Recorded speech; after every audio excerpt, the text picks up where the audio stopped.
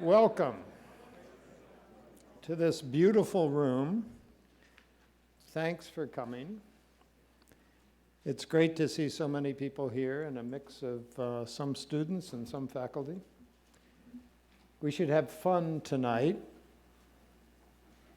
We live in what I think are the most exciting times to be at a university in my lifetime. Never in my career have I felt like we're about to witness change and we can be part of it. There are large societal and macroeconomic forces acting on universities in the United States and throughout the world. They're affecting the traditional activities of universities. These include merely the rapidly increasing rate of growth of human knowledge that forces us to think about how can we represent that knowledge in our curriculum as it grows. There are new learning technologies that we read about every day, and we think we have to figure out how to utilize those. There are rising tuition rates over the past few decades that occur at the same time that median family incomes in the United States are flat or declining. So when you look at these forces and see these changes, it's easy to come to the conclusion that we're headed for something different than what we've been doing in the past. And it's exciting to be living at this moment. We here at Georgetown believe that the decisions that we as faculty, students, and staff make over the next 2 or 3 years will determine what Georgetown is going to look like 20 to 30 years from now. We think we're at one of those juncture points. And as a faculty-led and student-centered university steeped in Jesuit and Catholic values, we've decided to be proactive about this, not reactive. And through deep reflection that we've begun already last year and will continue through this new initiative, we want to discern our best way forward in this new world. So we're launching today a university-wide discussion about how we can achieve even greater heights of academic excellence, true to our core values, by a more formal acknowledgement of the changes that are occurring in the external environment. We call this initiative Designing the Future of the University. You know, there's no way orally to say the parentheses S after future. If you look at your little booklets, the futures or future. It will consist of several components. One, we want to explore the issues facing higher education. We want to have a common ground of understanding of what the outside world looks like. What are these forces? What are our opportunities? And that will be a series of speakers, of thought leaders that we'll bring to campus, and we're launching this with President DeGioia, who is among that group. Then we want to reimagine various practices of the university, like the integration of education and research, rethinking the boundary between the co-curricular life of a student and the curricular life of the student, rethinking things like the 15-week 3 to 4 credit course as the basic building block. And then finally, we want to identify a set of experiments that we together think are meritorious of Georgetown mounting to evaluate new ways of packaging learning that are more effective. These might be things like a 4-year bachelor's and master's program combined, more self-paced learning programs. That's where we're headed. We really believe that every university is going to be affected by these forces, and some will determine their own future, and some will have their futures determined by forces outside. We want to be in that first group. We want to determine our own future.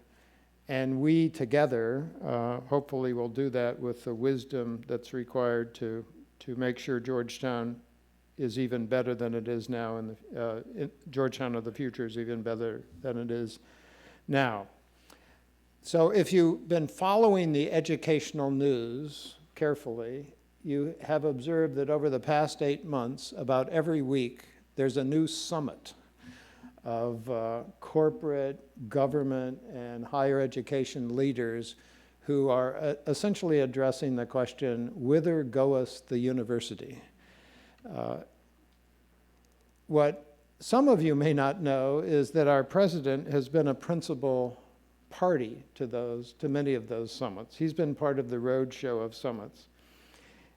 And it seemed when we were building this speaker series that it was about time to hear what he's been saying to all these other people among us. And so we twisted his arm to be the launching speaker of this series. And for that reason, I'm honored to introduce to you John J. DeGioia, the 48th president of Georgetown University.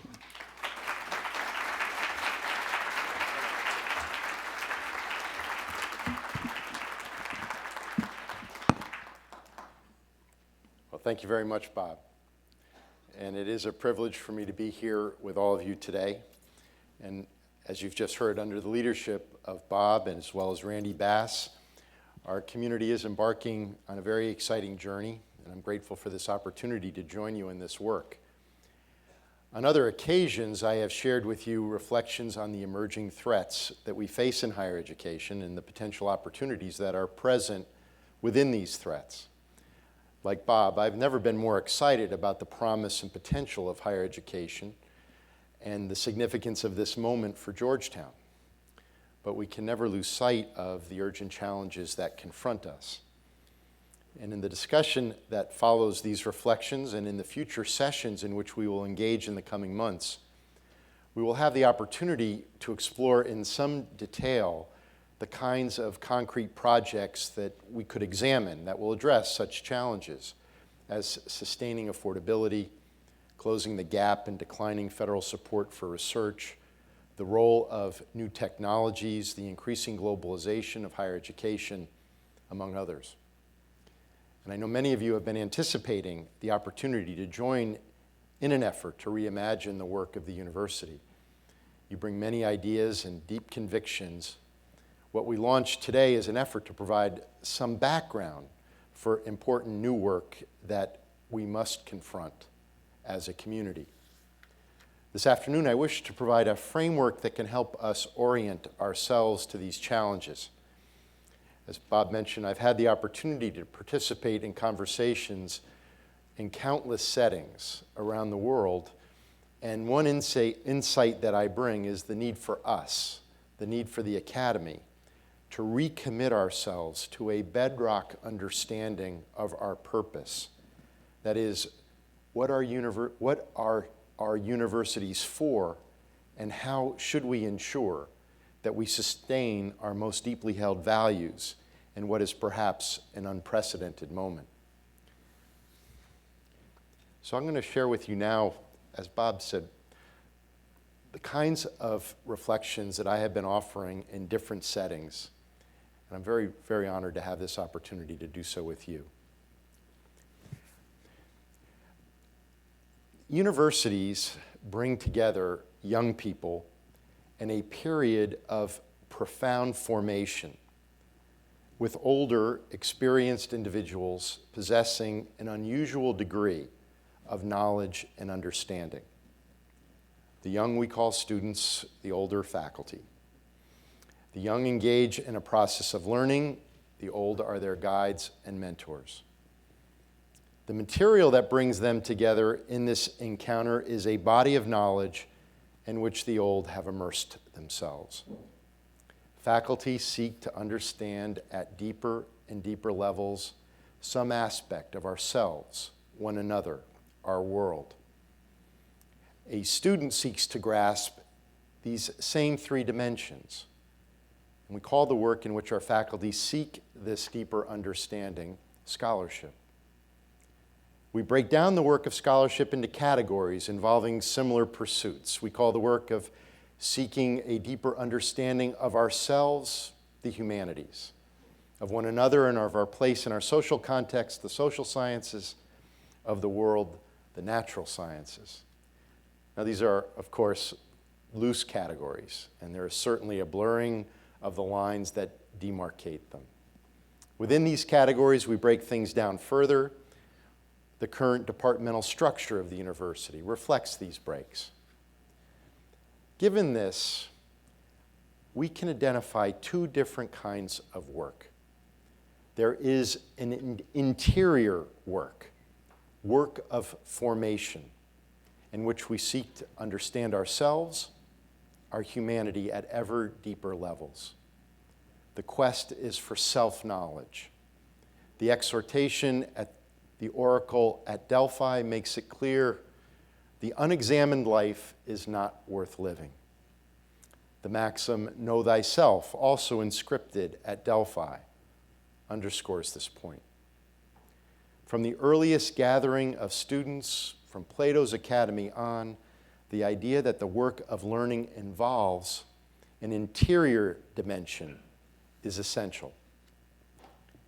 And there is the exterior work, that of scholarship, research, the pursuit of truth, the work in which our faculty orient their lives, the work faculty bring into the university while bringing along their students into the flow of their way of seeing and understanding the world. University faculty seek to understand our world in all of its complexity and dedicate their lives to that endeavor, adopting a way of life that immerses them in the pursuit of understanding. But this interior-exterior distinction doesn't capture all there is to the work of the university. While at our core we are built upon the interaction of our students and faculty, students engaged in the process of formation, faculty living their lives in a context that provides an open place for what one colleague, Stefan Collini of Cambridge, calls, quote, the ungovernable play of the inquiring mind, close quote. There is a third dimension, a public dimension to the work of the university. Universities have a place within society, and the expectations of the public within this public dimension are extraordinary. The expectations of a university in its public role broadly include preparation of a workforce, regional economic development, strengthening national identity, enhancing economic competitiveness, both locally and globally, balancing and ameliorating social inequities, developing citizens, contributing social capital, playing a role in constructing the common good. While these expectations ebb and flow, together they constitute the ongoing public and political discourse about the role of the universities today. I'll address this point subsequently. In essence, however, when the fundamental question is what universities do, what are they for, we acknowledge that for centuries there have been three elements that have combined for their mission: providing a context for young people to engage in the work of formation, creating a context for scholars to inquire, and offering a public social institution that confronts a wide range of expectations for the goods it provides. Let me offer a few further reflections on how the three elements reinforce each other. The first element is focused on the young people who spend an important period of their lives immersed in our community. The manifest responsibility of a student is academic, and it has a twofold purpose. First, to establish a foundation, a general education, and second, to engage in a deeper dive, a major, a concentration, and one of the fields supported in the university community. An underlying idea guiding the university is that immersion in academic life, learning the methods in studying the current state of knowledge, both in a core set of disciplines and in an area of concentrated focus, provides an unparalleled foundation for the work of personal formation. Today, students in the Contemporary Academy have other formation advantages. Students study abroad. They immerse themselves in volunteerism and social justice projects. They compete in intercollegiate athletics. They perform in concerts and recitals. They pursue internships and complementary work experiences. They launch businesses. They model leadership roles in rich, nuanced simulations. Support networks provide a safety net for students engaged in risk behavior. And residential campuses offer a full immersion into the way of life of a university. All of these influences enable young people to come to terms with the fundamental question of personal formation. What constitutes an authentic life? Each student wrestles with the question of authenticity, a question whose contours are not evident. There are obstacles to decision making. Sometimes actions are not in alignment with core values. The work of personal formation is to secure an interior freedom so that students can achieve a profound degree of authenticity while they are forming their general education. While formation can occur in other settings, the military, a religious vocation, an entrepreneurial venture, what distinguishes a university is our belief in the significance of knowledge. We introduce students to approaches to knowing, to the methodologies of knowing, to different perspectives, different bodies of knowledge. Most important, we try to teach them how to integrate, appropriate, challenge, and critique knowledge, how to see patterns, make connections, identify anomalies. This is our explicit way of supporting young people engaged in the most important work in which they can be engaged, learning to know themselves and identifying the conditions that will provide for an authentic, flourishing life. Now, reinforcing this formation work is the role of faculty, who are both serving as guides for students engaged in the process of personal exploration, as well as being immersed in their own scholarly projects. The prerequisite that enables them to participate as guides rests on the strength of their project and how it is supported. Universities provide an environment that sustains faculty in their scholarly endeavors. That is, scholarly work is characterized by its own set of qualities, by its uncertainty. It involves many retracings and repeated experiments and makes great demands on those pursuing this route. Where the university helps beyond the critical support in providing general and specific resources and a community of good colleagues is by offering security and protection. Security entails engendering a sense of confidence that a scholarly project can be sustained over time. There is an enduring quality to universities. The pursuit of knowledge is not time limited.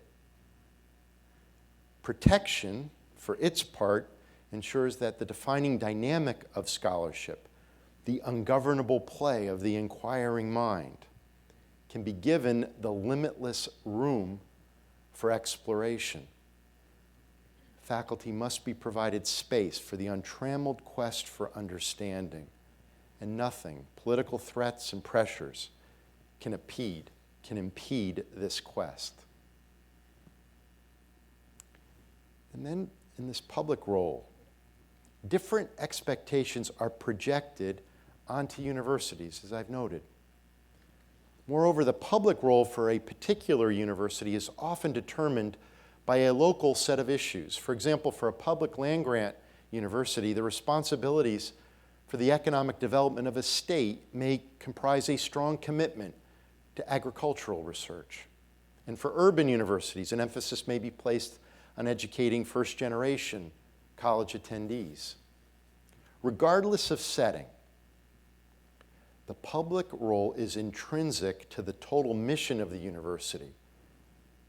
Its role, local or general, is bound to the work of formation and scholarship.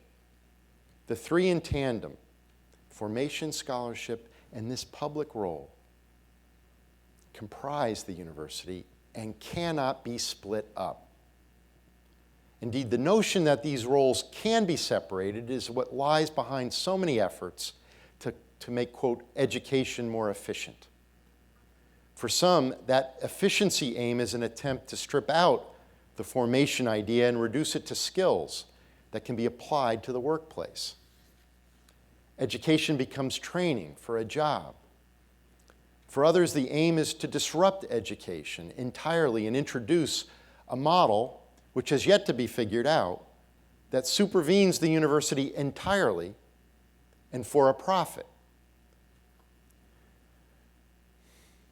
So let me take these reflections to a more existential level while again noting how the elements reinforce one another. Starting again with formation. In every university, this work of formation begins with the intellect. This provides the center in any university. In our tradition, in the Catholic and Jesuit tradition, we recognize what John O'Malley has so carefully illuminated. There's also something else going on. This something else emerged in the Renaissance with the development of humanism, with its emphasis on character, on leading the good life. If the intellect is focused on discerning truth, this second dimension is focused on living the good. This is the origin of the privileged place we protect for the humanities. This tradition obviously emphasizes far more than the transmission of information, which, if one listens to much of the political and entrepreneurial chat, is what universities are in fact to do, provide information. But of course, beyond information, which we do provide, no student leaves Georgetown without a head full of dates and places, methods. We also impart a way of being, a way of engaging in the world, a way of life that accompanies the knowledge that one gains along with the information. Over the past 4 years in a series of seminars, I've had the privilege of teaching students how to grapple with John Henry Newman's The Idea of the University. Listen to Newman. Hence it is that an education is called liberal. A habit of mind is formed, which lasts through life, of which the attributes are freedom, equitableness, calmness, moderation, and wisdom, or what I have ventured to call a philosophical habit. A liberal education, a philosophical habit, a way of life is not achieved by amassing ever more command of information, though information is not to be trivialized. It comes through the experience of your presence, the presence of our faculty. It is a kind of apprenticeship, an intellectual and moral apprenticeship, in which young people are oriented into the university way of life that helps them experiment with a way of life to be lived beyond the campus throughout their lives. This way of life is characterized by the virtues you, our faculty, embody. Wayne Booth, the late distinguished scholar of the University of Chicago, identified 5 virtues. He called them habits of rationality in his essay, The Scholar in Society. Honesty, courage, persistence, consideration, and humility. For students to appropriate these virtues, to adopt them for themselves, this is not achieved through the transmission of information alone. the most precious gift we can offer our young people is the gift of time with you, our faculty, and the learning that comes with such encounters. As you all know, there will be many pressures for us to adopt new pedagogies. We will be under unrelenting pressure to reduce costs as the rationale for doing so. The purpose of this project that we launch today, the purpose of this project here is to ensure that we can bring the greatest care and attention in responding to these pressures. Essential to that care and understanding is that we can never forget that the work of formation, that in the work of formation, time together is the sufficient condition. So this brings us back to scholarship. Again, Newman provides an important insight into the conditions for scholarship. He wrote, "This I conceive to be the advantage of a seat of universal learning, an assemblage of learned women and men, zealous for their own sciences and rivals of each other, are brought by familiar intercourse and for the sake of intellectual peace to adjust together the claims and relations of their respective subjects of investigation. They learn to respect, to consult, to aid each other. Thus is created a pure and clear atmosphere of thought, which the student also breathes." The work of scholarship is strongly sustained by a sense of place, where we and our work are. Of course, you engage in joint scholarship with co-authors and research partners aided by new technologies in far-flung settings. But in a sense of place enables all of us to build and sustain a community held together by a shared set of convictions where our core work is done. Animating this conviction is, again, a phrase from a recent essay by Professor Collini, capturing the nature of inquiry that we sustain here in the Academy. I mentioned earlier what he described as the ungovernable play of the inquiring mind. By ungovernable, he means, quote, "There is no predicting where thought and analysis may lead when allowed to play freely." Much is at risk in sustaining and securing this quality of the university. We are being challenged to be more relevant, more applied, more useful. And no doubt there are ways in which we can be more relevant, more applied, and more useful. There is a world filled with great needs, and if we have resources that can contribute to the betterment of humankind, we have an obligation to provide them. But we cannot do this to the detriment of our core purpose. At the heart of our identity as a university since our founding, present right there on our shield, are the Latin words utraque unum, both into one. And this phrase has captured different efforts at reconciliation over our 2 centuries. In this moment, we face an urgent challenge to respond to the demand for relevance in our engagement in the world with a respect for a core aspect of our identity. Again, Professor Collini, "It is a question of whether inquiry is being undertaken under the sign of limitlessness.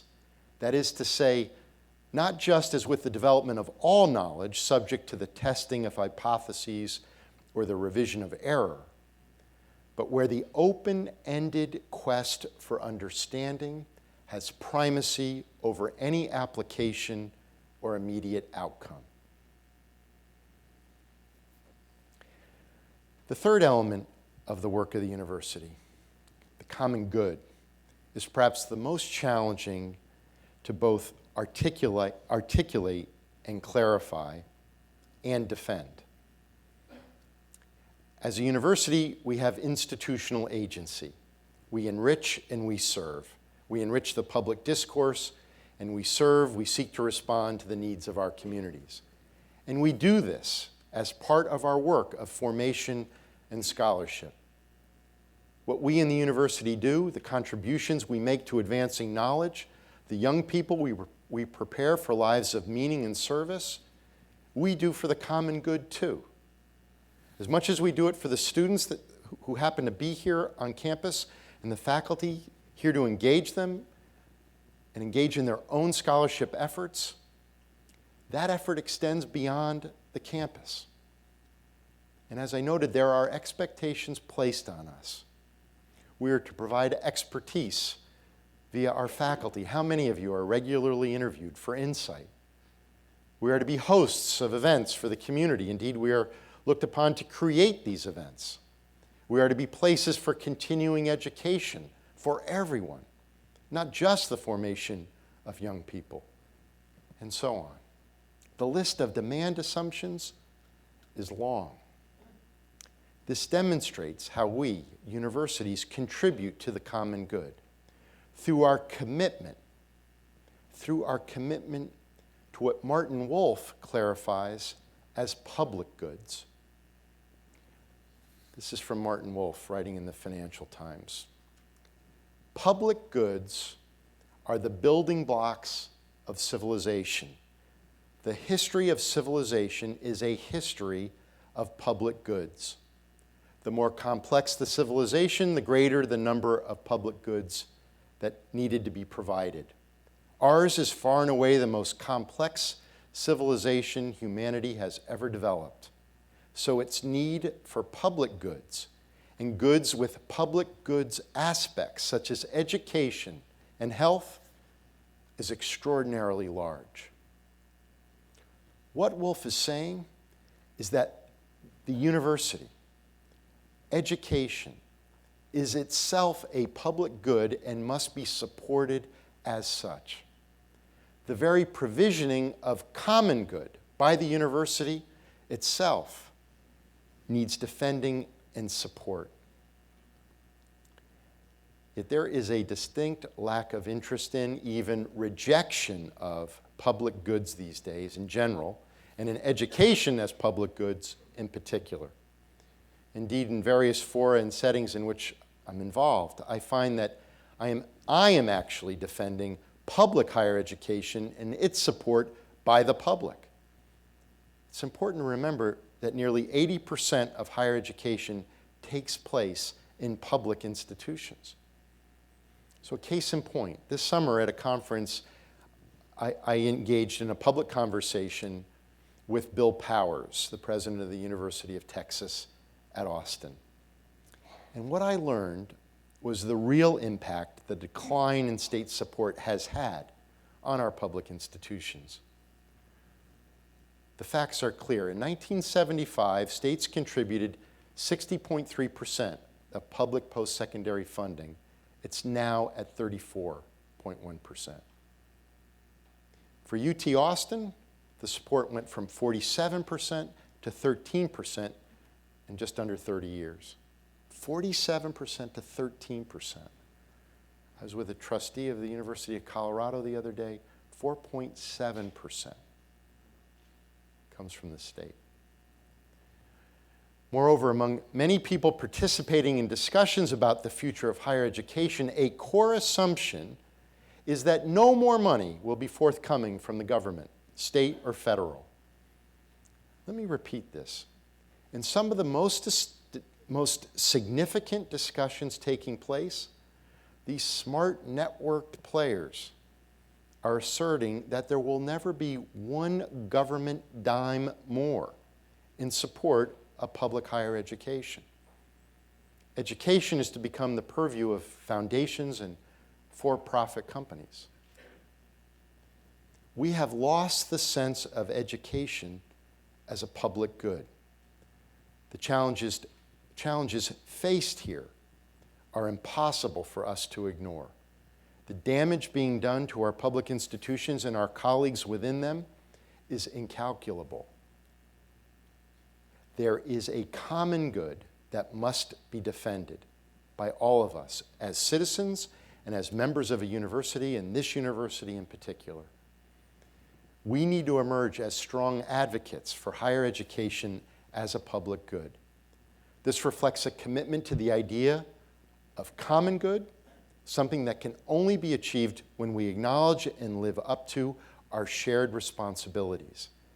It acknowledges that there is truth to be discovered and good to be realized when we engage in this work together.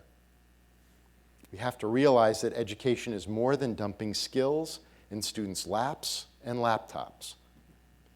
The knowledge that we are committed to discovering and sharing comes about when students, scholars, and the broader public are mutually engaged in their different but reinforcing ways.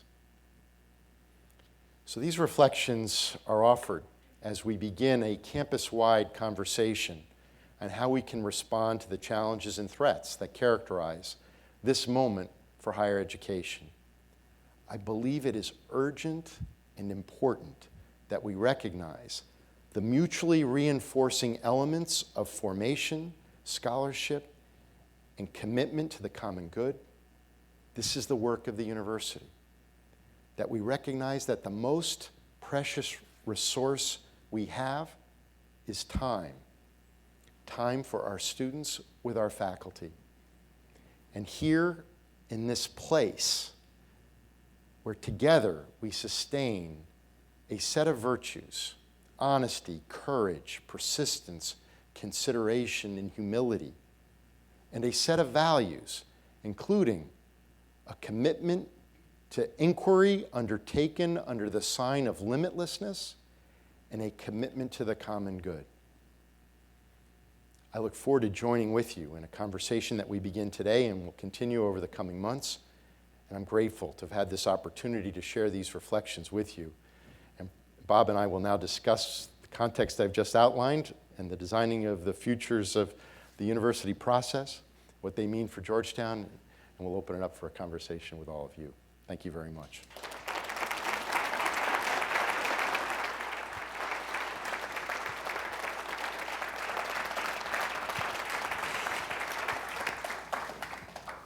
So Jack, maybe we should start with a couple of phrases that you ended your remarks with. You used the phrase public goods and common good. So do you see a difference between those, and what is it? Yeah. So I recognize I'm on really treacherous ground here. And I worked, the hardest part of the set of reflections to write were that last section, trying to get at this distinction.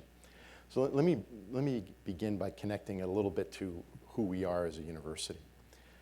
At the establishment exercises for the McCourt School, I made reference to the relationship in the earliest years of the Jesuits, of the influence of Cicero on the early Jesuits. They could recite him by memory. And if you look at the defining, the defining, it's called the, I'm going to forget the name right now, the document that established the Jesuits themselves, St. Ignatius's document itself. I think it's called the Formula for the Institute. The closing words are, "And we do this for the greater glory of God and the common good." John O'Malley, in his historical research, has sort of looked at the influence that Cicero had on Ignatius's thinking and the importance of this recognition of a good that can be achieved only when we come together, a good that cannot be achieved but by our common participation in the project. And when we talk about the McCourt School and what might differentiate us, we've been using the language of a school of public policy for the common good, because it has a deep, deep resonance with the origin of the Jesuits. So the public good issue is in a different context, and I quoted Martin Wolf. Martin Wolf is the columnist for the Financial Times, economics columnist. He has been the strongest advocate for public goods in our public discourse. There's been very little room for this in any conversation that I've been a part of. I bring it up, sort of as if it would be a natural thing to talk about. Well, when you look at what's happening in our states right now, you saw the numbers that I gave you give you a sense over the last generation. There are about 15 states that have seen a 30% decline since the recession. We have lost a sense of this commitment that, the idea that somehow it were market forces that enabled these universities over the last 200 years to become the institutions that we are. And so the public good argument is really trying to take head on the idea that it's the market will take care of all of our futures for us. I'm prepared to debate the idea and have discussion about it and ensure that it's given the most careful attention as an object of scholarship, but I'm not prepared to risk the enterprise on that idea. And so what I believe we need to focus on right now is education at every level is a public good. We can only achieve what we're capable of if we all recognize our shared responsibility, especially for our young people. A commitment to the common good. What I was trying to suggest in the remarks, a commitment to the common good requires a commitment to these public goods. So a common good project would be a commitment to try to ensure that public good is part, the logic, the rhetoric, the discourse, the scholarship of public goods is part of our discourse in higher education as we move forward. Does that help? So you had some pretty harsh words, I thought, for those who are saying that these online learning systems will destroy universities. Yeah. And we have this deep devotion to the heritage given to us from our Catholic and Jesuit legacy. So, but we're playing with online. We're evaluating online learning systems. So how do we as an institution make sure that we enhance that deep devotion to what makes us unique in the face of this? This is not intended to be a mutual. You and Randy have done a beautiful job. It sounds like a mutual thing. But what I want to say is that there are a lot of, so we've got new disruptors coming at us, and the new technology is one of those disruptors. And I just think that the way in which our community has embraced this challenge and tried to create a framework in which we would wrestle with it, authentic to who we are, true to who we are. And we're exploring, we're learning, we're trying to figure out what this new technology may enable us to do, that we can do better. I don't see it at this point. None of our work has been about trying to do anything other than ensure that what we try to do here, we can do that much better by benefit of harnessing this new technology. I've joked in many settings that the notion that this is going to be an answer to the economic challenges, all I see is expense at this point. I see no revenue model. That's the Georgetown way. But I'm not seeing it yet emerging. It could take time. I don't mean to disparage it. There is a tremendous need for more education. Understand, some of the best work on this is being done right here by one of our centers in the McCourt School, our Center for Education in the Workplace. There is not enough higher education in America. The economy has consistently produced more jobs that require post-secondary education than post-secondary education can provide people for those jobs. And globally, we haven't begun to really scratch the surface in terms of preparing people for the kinds of opportunities that an education would enable them to pursue. So there's a place for the technology, but for us, I think the kinds of experiments we can do here will enable us to show how the technology can enhance this work of formation inquiry, the relationship. I mean, I do believe the most precious resource we have is the time of our faculty. And can we make more of that available to be with our students?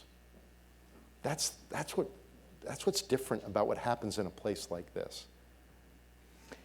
So you've identified formation, scholarship, and then the public role for the common good.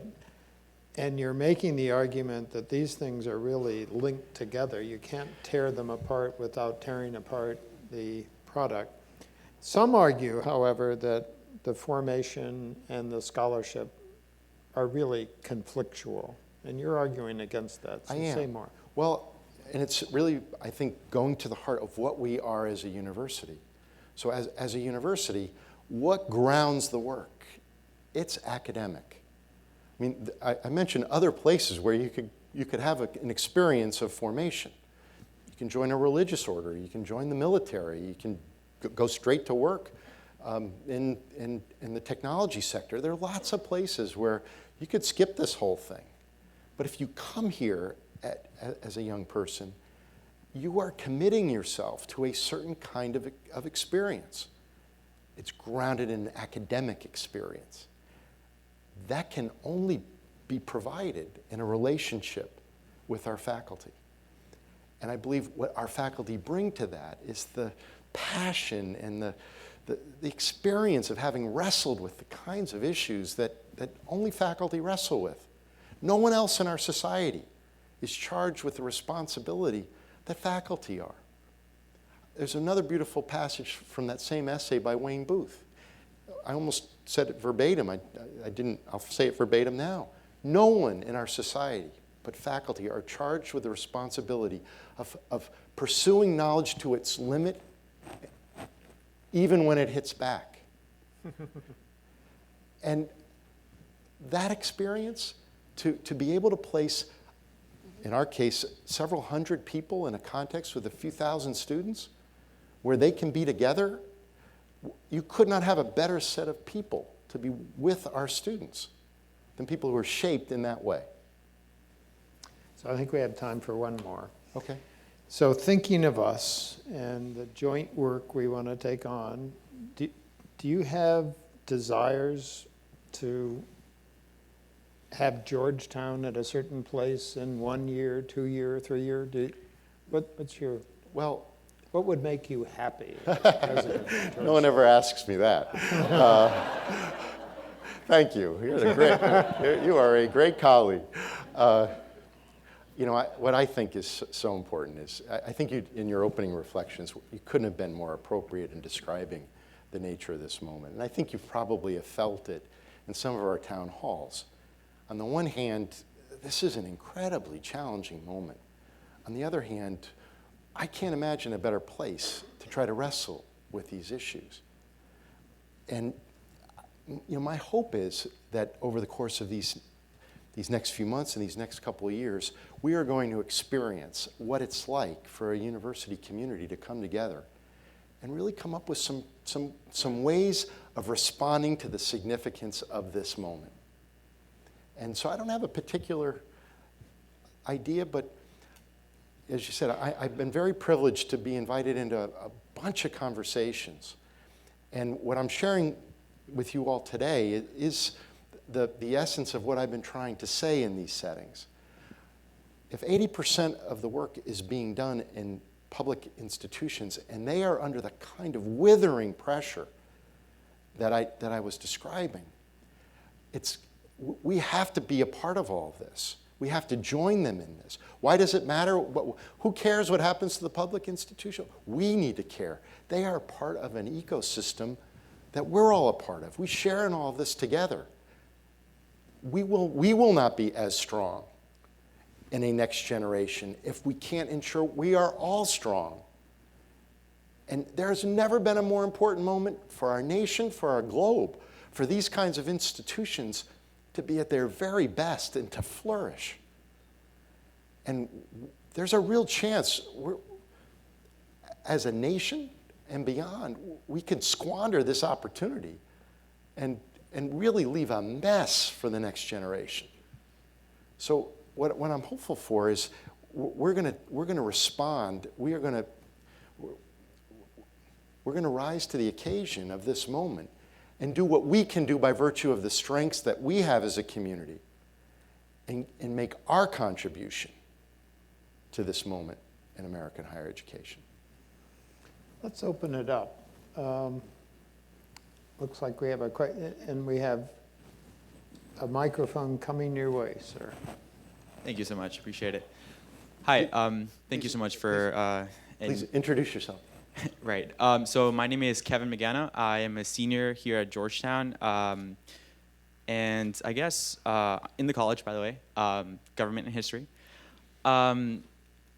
So something that struck me is you mentioned discussion on basically our purpose here. One of some of our primary purposes, which would be to study the humanities, the social sciences, the natural sciences, and specifically in the humanities and social sciences, you mentioned the study of the self and the study of ourselves relative vis-a-vis society. I guess looking at the structural changes that I see one can observe 25, 50 years ago, Georgetown and the United States at large were a much, much different society than we are today in the 21st century, and moving forward 25 to 50 years we'll be a much different society then.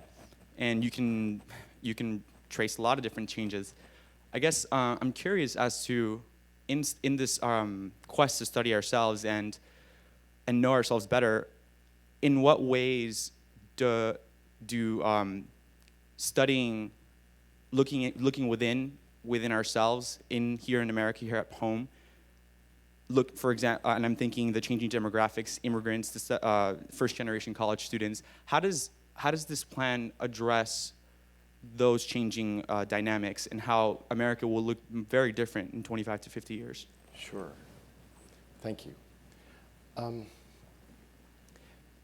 So I work in the context of those seminars I was referring to. I usually get about 14 weeks to work on that question. So let me give you a little bit of a sense of how I would try to respond. There's two ways in which we engage in this interior work, this inner work.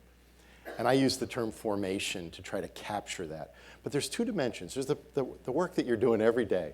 You're doing this, whether it's some poetry you're reading off to the side, or a job you may have downtown, or you're testing yourself on a court or on a track, or you're engaged in this work of trying to figure out, what does it mean for me to be the most authentic self I can be?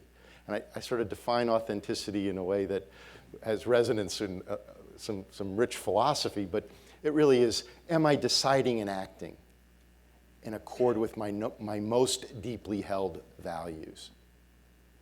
And so in order to be able to do that, you've got to be aware of what are those values that you hold most dear, and when and how are you deciding and acting in ways that may be in alignment with those values or not.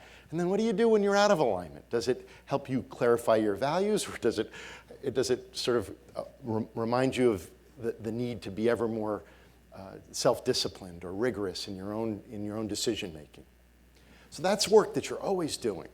We all are. It's what it means to sort of pay attention to those phrases that Plato reminded us of. Know thyself. Examine ourselves. A way in which we do that in the university, in addition to all the things that you may choose to try to test who you are and what matters most to you, is we expose you to bodies of knowledge and to individuals who are immersed in those bodies of knowledge. And they're trying to understand a puzzle or a problem or an issue.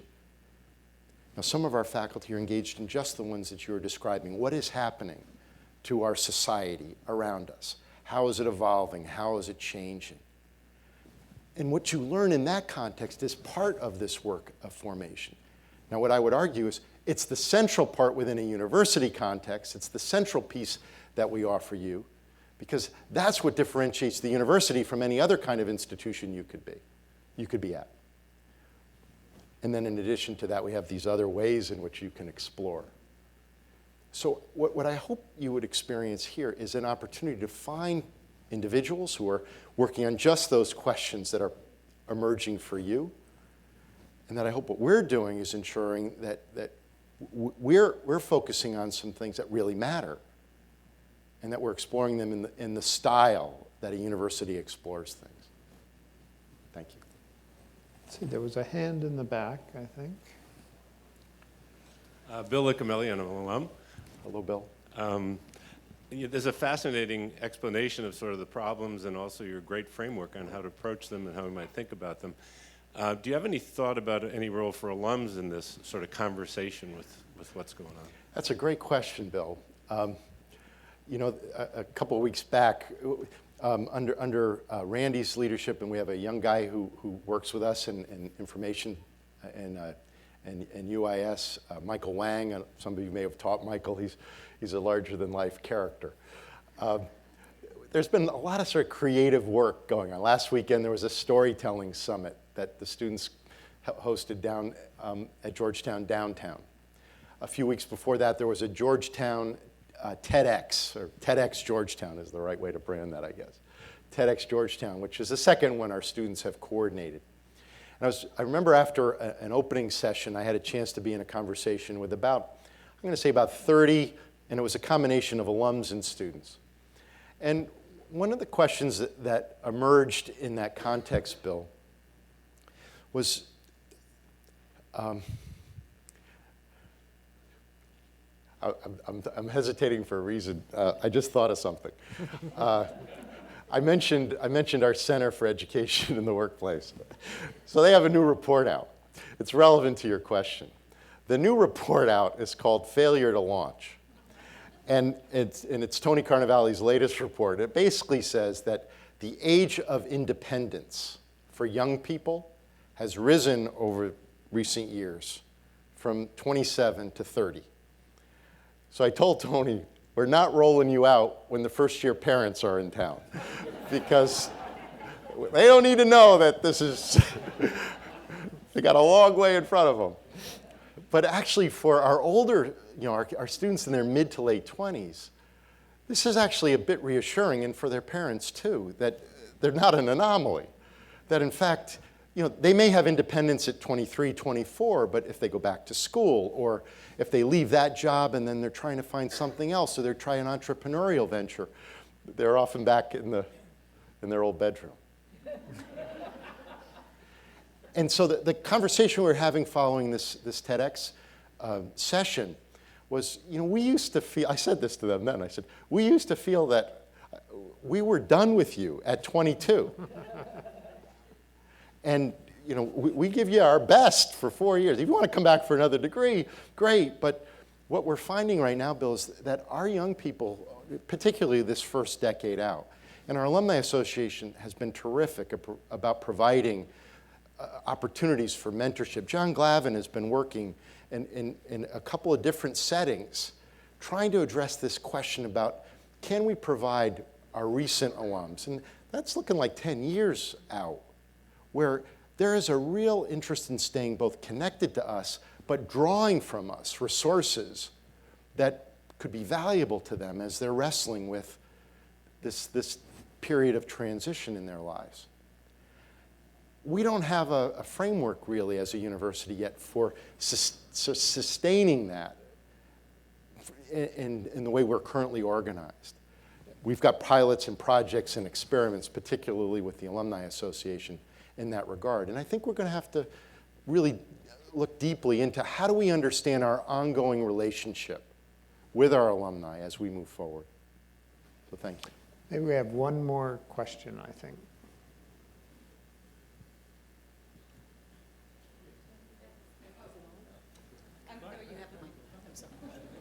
Thank you. Thank you, President DeGioia, for your thoughts there. My name is Kevin Sullivan. I'm a senior here at Georgetown. My question is more about kind of student life here. So when I'll be graduating in 1 year, we love this university not because it's an elite research university, not because of the knowledge we've given us. That could be at any university, but we appreciate the nature of it here. So when we fall in love with this university, as many of my peers and I have, it's something about the spirit of Georgetown we talk about, its ethos, the same spirit that was put in motion by the men who are buried in that cemetery right down there. And we really want to ask the questions of how is this initiative going to engage and really pay deference to the spirit of Georgetown, which, like you said, just as it has a specific place, it has a specific nature. It's not just tradition, it's not just Right. values, there's something specific about it. Right. Oh, it's a great question, Kevin. Thank you. So I did make reference to a whole range of formation advantages, but I would tell you that all of those would really sort of crumble. But for the core of the experience that you're having, so just, I think a little bit about my arc here. So I actually thought exactly like you did when I was 22. I will say that in my experience, both over time personally, but also in talking with alums 5, 10, 15, and now 50 some odd years out, the experiences that you're having in our classrooms, in the library, in the laboratories, they will loom even more significant as you move forward. So part of that spirit, well, that spirit couldn't be possible if we weren't organized around the idea of a university. And that's where you are breathing that same air, that I love that line from Newman, that clean atmosphere. You're breathing it right now in this room with a whole lot of people who will be here in an enduring way for generations to come. We don't want to lose the spirit of this place, so that's why we want to be so deliberate and so careful and so responsive. I mean, we were having a conversation earlier today with an advisory group that we brought in, and one of them has had a tremendous amount of both public and private experience, and it was on our environmental initiative. And he had this beautiful response where he said, I really appreciate the deliberate way in which you've been developing this. I did not realize you began the intensity of this work in 2009. And Bob and I looked at each other. This is pretty reasonable in terms of, this is the university way. I mean, now we're going to get hit with a lot of stuff, and I think we're well positioned to respond, but we're going to do it in our way. And that way has to protect the spirit of this place. And that spirit has been forged by 225 years of a religious order that is committed to this place. It's been forged by that many generations of alumni who've come through here and during their years here made this the very best possible place it could be. It's being forged right now by you and your classmates and those who make this hilltop their home right now, and the way in which we are reimagining what it means to be true to that spirit in this moment. That's what this project is about, is how can we ensure we respond to these unprecedented forces of disruption in a way that is authentic to who we are as Georgetown. I can't believe a better way to end this. Thank you very much for coming. Thank you, Thanks, President Bob. DeGioia. Thanks, Bob.